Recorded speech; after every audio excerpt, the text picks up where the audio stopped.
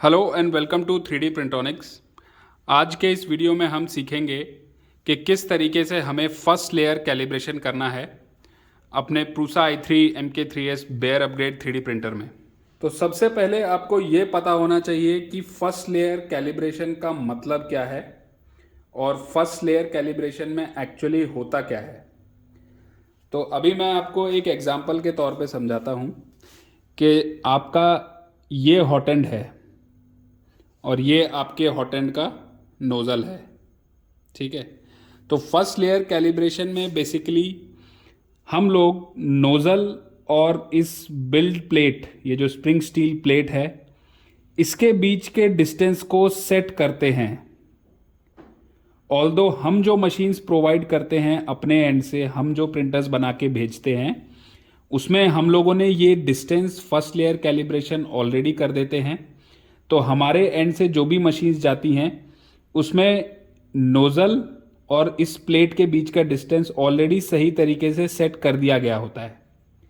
But अगर आप कभी भी अपना हॉट एंड रिप्लेस करते हैं या आप कभी भी अपने हॉट एंड को साफ करके या नोज़ल चेंज करते हैं या पिंडा प्रोब को, ये जो साइड में पिंडा प्रोब होता है, अगर इस प्रोब को ऊपर नीचे करते हैं तो हो सकता है आपको फर्स्ट लेयर कैलिब्रेशन फिर से करने की ज़रूरत पड़े। हो सकता है आपको अपने नोज़ल और इस स्प्रिंग स्टील प्लेट के बीच का जो डिस्टेंस है वो आपको फिर से सेट करना पड़े। तो उस चीज़ के लिए आप फर्स्ट लेयर कैलिब्रेशन एक बार फिर से चला सकते हैं। तो आपको ये पता ज़रूर होना चाहिए कि फर्स्ट लेयर कैलिब्रेशन में होता क्या है। फर्स्ट लेयर कैलिब्रेशन में हम लोग नोज़ल और प्लेट के बीच का जो डिस्टेंस है उसको सही सेट करते हैं कि गैप बहुत ज़्यादा नहीं होना चाहिए। अगर बहुत ज़्यादा गैप होगा तो फिलामेंट जो निकलेगा यहाँ से वो पूरा हवा में निकलेगा और चिपकेगा नहीं ढंग से प्लेट के ऊपर। और अगर एकदम नोज़ल प्लेट से टच हो जाएगा, यानी कि गैप बहुत कम हो जाएगा, तो आपका फिलामेंट तो भी नहीं निकल पाएगा और आपका नोज़ल आपकी प्लेट पे रगड़ खाएगा और पूरे इस पे स्क्रैच मार देगा और आपका फिलामेंट उस केस में भी ढंग से नहीं चिपकेगा।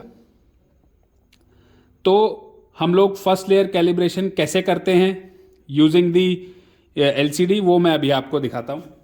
फर्स्ट लेयर कैलिब्रेशन करने के लिए हम नॉब दबाएंगे और जाएंगे कैलिब्रेशन में। यहाँ पर आपको फर्स्ट लेयर कैलिब्रेशन दिख रहा है।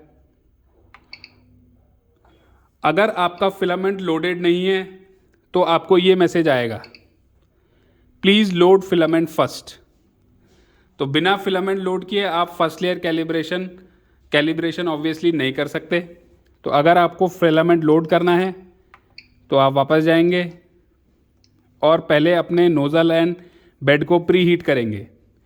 तो अब ये आपको ध्यान रखना है कि आप कौन से मटेरियल को लोड करके कैलिब्रेशन करना चाहते हैं। फर्स्ट लेयर का जो गैप है वो कौन से फिलामेंट को डालकर आप सेट करना चाहते हैं।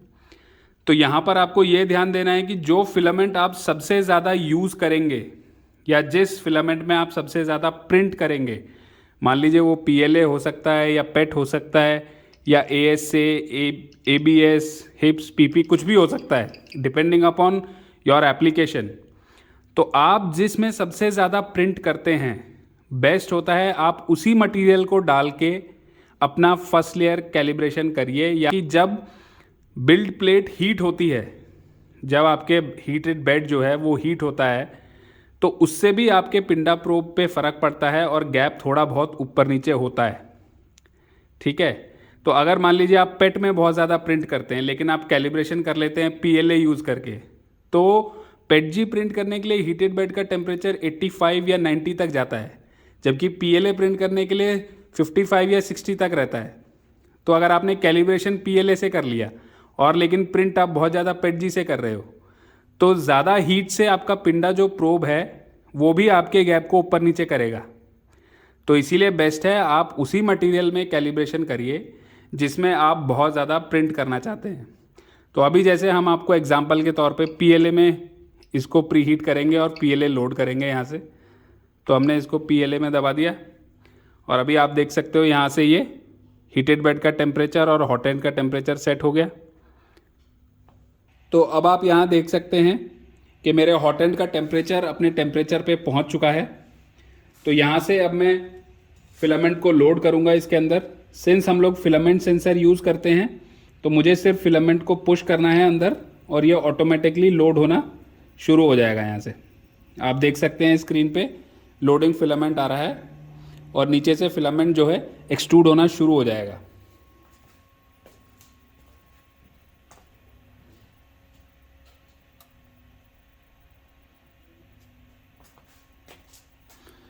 तो जो भी फिलामेंट यहाँ पर आपसे पूछ रहा है filament extruding and with correct colour, yes या नो।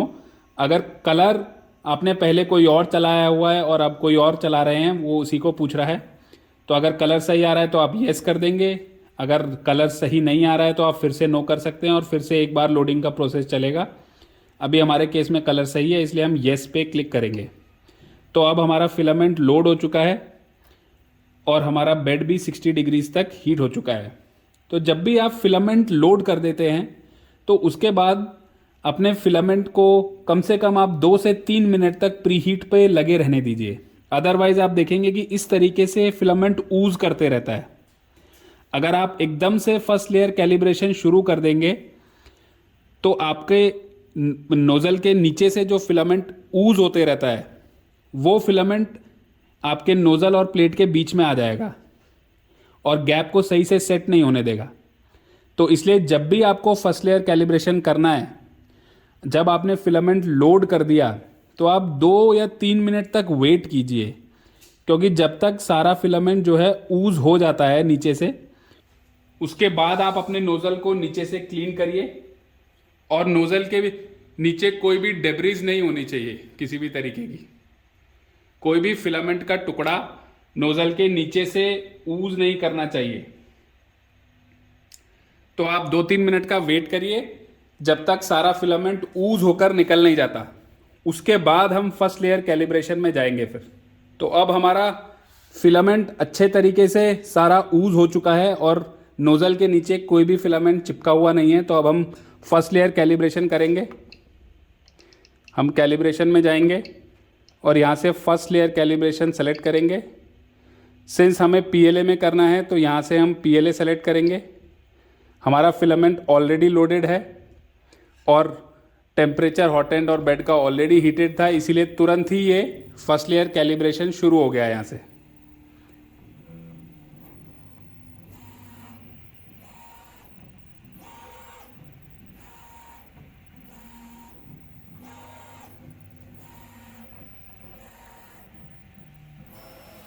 अब कैलिब्रेशन हो जाने के बाद हम यहाँ से इस वैल्यू को एडजस्ट करते हैं। तो जैसे ये वैल्यू नेगेटिव में जाती है तो आपके नोजल और बेड के बीच में जो गैप होता है वो कम होते जाता है। तो इनिशियली जब भी आप first time first layer calibration करते हैं तो ये वैल्यू 0 होती है और जैसे जैसे आप इसको माइनस में बढ़ाएंगे, देखिए यहाँ पे माइनस है, तो जैसे जैसे आप माइनस में लेते जाएंगे इसको, वैसे वैसे आपके नोजल और इस प्लेट के बीच का जो गैप है वो कम होते जाएगा। तो इसलिए, और ये नंबर जो है ये हर प्रिंटर के लिए डिफरेंट होता है, ये हर मशीन के लिए डिफरेंट होगा। ऐसा कोई नंबर नहीं है कि कोई नंबर फिक्स होगा। तो इसको आपको बढ़ाते जाना है धीरे धीरे और आपको अपने आई से चेक करना है, देखना है विजुअली प्रिंटर के लेवल पे बैठ के कि आपका नोज़ल और प्लेट के बीच में गैप कितना है। ठीक है, जहाँ पर फिलामेंट सही आने लगे, बहुत ज़्यादा घिस नहीं रहा हो, बहुत ज़्यादा हवा में नहीं छूट रहा हो, तो इसका मतलब वो गैप ठीक है। तो अब यहाँ पर आप देख सकते हैं कि जब फर्स्ट लेयर कैलिब्रेशन इनिशियली शुरू हुआ तो यहाँ पे आप देखेंगे कि फिलामेंट बहुत ही आसानी से निकल जा रहा है। ये देखिए बहुत ही इजीली छूट जा रहा है। क्यों? क्योंकि नोज़ल और प्लेट के बीच का जो गैप था बहुत ज़्यादा था, क्योंकि 0 से शुरुआत हुई थी। जैसे जैसे हम उसको माइनस में लेके जाएंगे वैसे वैसे एक गैप जो है कम होते जाएगा। तो सिंस यहाँ पर आया और गैप ज़्यादा था तो ये फिलामेंट चिपका नहीं, धीरे धीरे हम उसको घुमाएंगे तो ऐसे ऐसे करके आपका जो गैप है वो कम होते जाएगा between the nozzle and the plate. ठीक है, तो इसीलिए यहाँ पर फिलामेंट बहुत ही आसानी से छूट रहा है। ये देखिए ये सारा फिलामेंट बहुत ही ईजिली छूट रहा है। यहाँ पर थोड़ा सा, यहाँ पर आप देखेंगे तो यहाँ पर थोड़ा सा टाइट है फिलामेंट, छुटाना थोड़ा मुश्किल है क्योंकि गैप कम होते जा रहा है। यहाँ पर भी कम है, यहाँ पर भी कम है, यहाँ पर भी, और यहाँ पर आते आते आप देखोगे कि यहाँ पे हल्का सा रफनेस आपको दिखेगी। इसका मतलब यहाँ पर फिलामेंट सही से चिपक रहा है। ठीक है, तो इस तरीके से आपको अपना फर्स्ट लेयर कैलिब्रेशन करना है। एक बार ये लेवल जब सेट हो जाएगा ये नंबर, तो उसके बाद आप फाइन ट्यूनिंग भी कर सकते हैं during the print using the live adjust जी, जिसका हमने एक अलग से वीडियो बनाया हुआ है कि लाइव एडजस्ट जी यूज़ करके आप अपने प्रिंट की फर्स्ट लेयर के दौरान भी अपने नोज़ल के गैप को हल्का सा ऊपर नीचे कर सकते हैं, अगर आपको लगता है कि गैप ज़रूरत से ज़्यादा है या गैप बहुत कम है। फर्स्ट लेयर कैलिब्रेशन का मतलब यही होता है कि आप अपने नोज़ल को बेड अपने स्प्रिंग स्टील प्लेट से एडजस्ट करेंगे, मतलब कि नोज़ल और प्लेट के बीच का जो गैप होता है उसको एडजस्ट करते हैं। तो जब आपका फर्स्ट लेयर कैलिब्रेशन नहीं हुआ है और आप शुरू से कर रहे हैं तो आपका फर्स्ट लेयर कैलिब्रेशन की जो वैल्यू होती है 0 होती है। तो यानी कि आपके नोज़ल और प्लेट के बीच में गैप काफ़ी होता है, अभी आप जैसे आप देख सकते हैं। ठीक है, तो जैसे ही आप उस वैल्यू को 0 से नेगेटिव में घुमाना शुरू करेंगे तो आपकी जो वैल्यू, जो आपका नोज़ल है वो धीरे धीरे करके नीचे आएगा इस तरीके से। तो वो धीरे धीरे ऐसे करके नीचे आएगा। ठीक है, और आपका जो फिलामेंट है वो इस तरह चिपकना शुरू हो जाएगा आपके बिल्ड प्लेट पर। तो ये आपको ध्यान रखना है, जैसे ही आप नेगेटिव में जाते हैं -0.200, -0.250, -0.270, तो आपका नोज़ल और प्लेट के बीच का गैप जो है कम होने लगता है। और जैसे ही आप 0 की तरफ आते हैं यानी पॉजिटिव की तरफ जाते हैं तो आपका जो नोज़ल और प्लेट के बीच का जो गैप है वो बढ़ने लगता है। तो अगर कभी आपको लगता है कि आपका नोज़ल जो है प्लेट से एकदम टकरा रहा है तो आपको गैप को जो है बढ़ाना पड़ेगा। इस तरीके से नोज़ल और प्लेट के बीच के गैप को बढ़ाना पड़ेगा।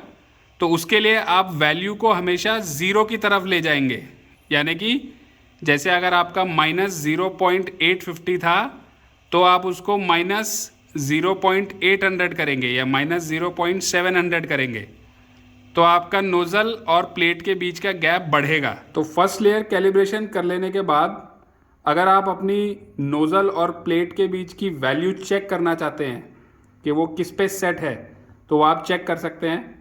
तो आप यहाँ से LCD का नॉब दबाएंगे और यहाँ आप सेटिंग्स में जाएंगे और सेटिंग्स में आप नीचे आएंगे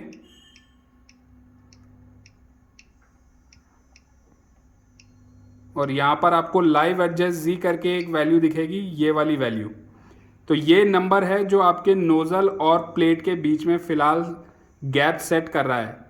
तो अगर आप गैप को बढ़ाना चाहते हैं तो आपको इस नंबर को 0 की तरफ ले जाना पड़ेगा, और अगर गैप को कम करना चाहते हैं तो आपको और नेगेटिव में जाना पड़ेगा, यानी कि 0 से दूर, जैसे कि -0.900 या -850, इस तरीके से।